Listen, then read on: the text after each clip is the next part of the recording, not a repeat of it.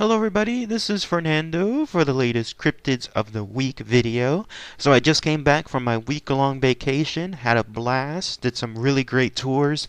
I'm going to provide some videos on those soon, including my ghost tour, and then also a bunch of new shows that I saw that were fantastic, that I can't wait to talk about and share my thoughts on you here. So as a treat for everybody, I thought I would do a Cryptids of the Week to put things back in focus and then start working on a whole new set of videos for you here. This random page suggestions from the cryptidswikia.com website has to do with this.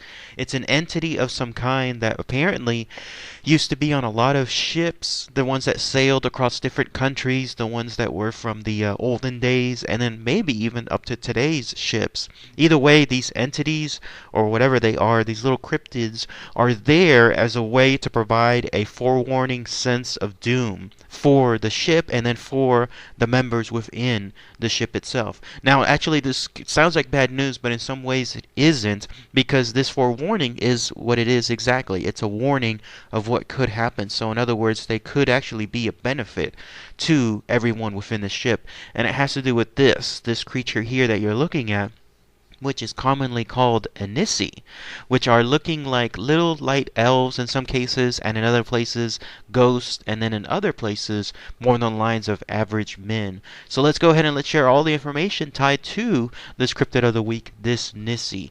So what are they exactly? Well, apparently, again, there's a multitude of versions of them.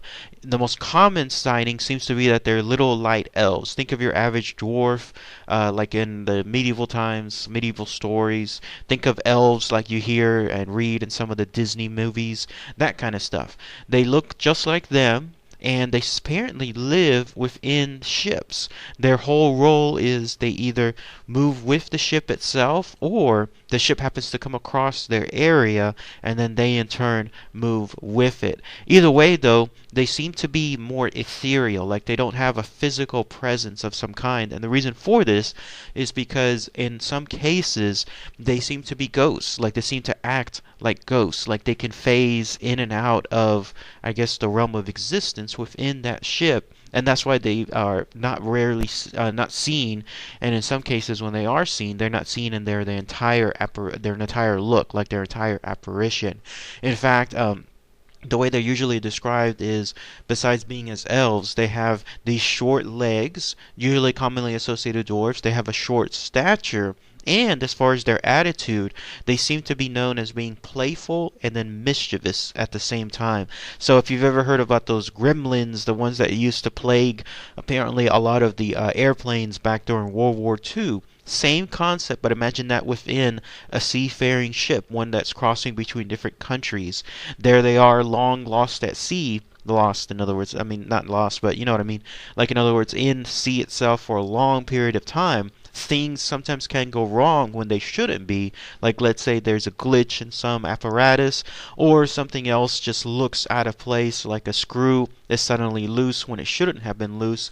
Whatever is the case, that's when these things are blamed, these Nissi, because the way that these sea workers there seem to state is, oh, it's just really a Nissi being mischievous. They're back at it again with regards to their behavior. Not necessarily like bad per se, like evil. They just seem to want attention. And so whenever they have that attention, that seems to satisfy them.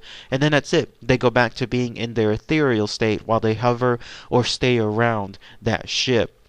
Other than that, though, they seem to be considered pretty benevolent, except for this. And this is again where sometimes they can be misconstrued as being evil, but when you think about it, it's not. It's more along the lines of them protecting the ship by proxy. What I mean is this: they are known to be entities and cryptids that can cause some kind of warning with regards to upcoming doom for the ship. So let's say, for example, the ship may be fated to run into some kind of iceberg, or the ship may have some strong storm being coming upon it soon. When that happens, then these Nissi are known to make some kind of noise. Like, in other words, they'll come out, they'll warn the people that are there, particularly I guess the people in charge, and then they'll let them know either by a form of laughter that seems to be telling them that there's an impending storm, and then B, the stronger that laughter, the stronger that storm is, or whatever the danger is exactly.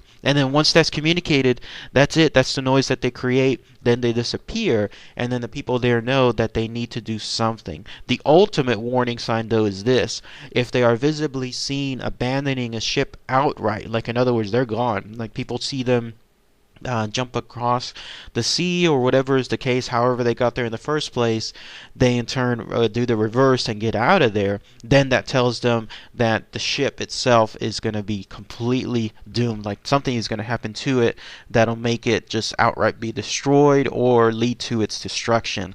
So that can be seen as a bad forewarning. Like people can say, oh, if you see something like this, that means something is bad is going to happen to you. But they're giving that warning ahead of time, so that way you can help take care of it. Maybe you can avert the disaster. Maybe you can make sure not to run across it. Maybe you can actually abandon the ship in time before the disaster hits, whatever that case is. Either way, these things, these Nissi, again, seem to be almost a protector. But I say by proxy at the beginning because they seem to do this to communicate mainly to themselves also, to let other Nissi know that, hey, something bad is going to happen. Let's get out of here. And when that happens, then they in turn let the people within the ship know too, and then that way they can in turn get out of there as well. So in some cases, their own forewarnings are mainly for their own benefit, but by proxy it seems to serve the benefit of the vessels and all the men tied to them too. But that's it really. That's all the information tied to this Nissi. Not much else is known about them. They seem to be in much more existence back during the olden days, the frontier days again, the days of Christopher Columbus and others, whenever they were traveling all those long distances, months out at sea, and then people that were there would see these things. As I described earlier, sometimes they're actually seen as full-grown men. In some cases, they are seen also as ghosts, like men ghosts, like in other words, humanoid ghosts, rather than, let's say, the elves that they're more commonly known as. And when that happens, they're just simply associated as being tied to the ship just outright, like they're seen just as another aspect of the ship rather than, let's say, an unwanted intruder. That was pretty interesting for me to read that information. It makes it almost seem like it's like a welcome thing, if you think about it, because of the ability for them, almost like those birds that miners used to take into the mines, those birds that would chirp and make noise whenever there was a large amount of carbon dioxide within the room. That seems like that seems like that's in this case what these Nissi are as well. They seem to be a welcome addition to the ship rather than a nuisance, even if they can cause some mischievousness here and there. So does anyone else have any more information about this Nissi? They seem pretty fascinating. I wonder if they're there to this day within larger ships. Obviously the biggest ships out there that spend sometimes a month or so at sea are cruise ships. So I wonder if anybody experiences them going like in this time period going forward.